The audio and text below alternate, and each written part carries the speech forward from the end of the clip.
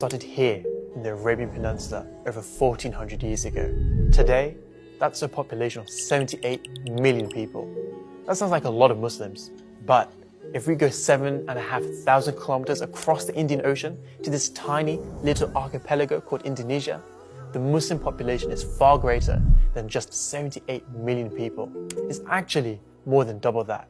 In fact, right now, Indonesia has a Muslim population of over 200 million Muslims.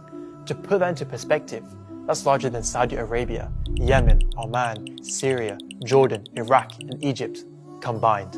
Right now, the island of Indonesia holds the largest population of Muslims, more than any other country in the world. So, how did this happen? Indonesia have so many Muslims, and more importantly, how did these remote islands right above Australia, almost 8,000 kilometers away from Arabia, receive the message of Islam and then embrace it with open arms? Well, let's find out. One thing to keep in mind is that historians and archaeologists have no agreed upon explanation for the spread of Islam in Indonesia and the rest of Southeast Asia. So, there was never one reason for the conversion of Indonesia to Islam. Okay, now we got that out of the way, let me tell you something interesting. The Muslims never conquered Indonesia. It actually happened much differently, and it didn't just happen overnight. And historically speaking, it happened only recently. The first piece of evidence that marks the earliest existence of Islam in Indonesia is this tombstone right here, on this island called Sumatra. This is a 13th century tombstone of a local ruler called Sultan Malik al-Saleh. Malik had adopted an Arabic name and the Arabic title of Sultan when he and his population decided to embrace Islam. Here's what's amazing about this tombstone. It's designed with patterns that are typical to this Indian state, all the way over here called Gujarat. So how did this Indonesian tombstone become somehow linked with this Indian state over here? Well, the Muslims of Gujarat were known to be these risk-taking traders who would go on these far and incredibly dangerous expeditions. They formed these trade routes which were also used as a means of spreading Islam to far regions around the world, like Indonesia. And so, the whole Muslim world now had access to Indonesia and trade relationships formed. This brought migration from various Muslim countries.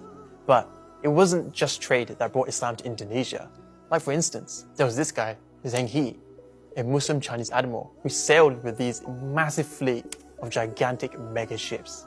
During the 15th century, he would go on these epic voyages all across the Indian Ocean to form diplomatic ties and trade partnerships with other countries.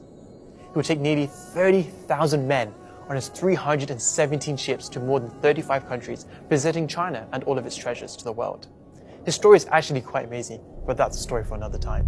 Anyway, as Hingga traveled with his football stadium-sized fleet, he would make a series of stops across the world like Sumatra and Java in Indonesia.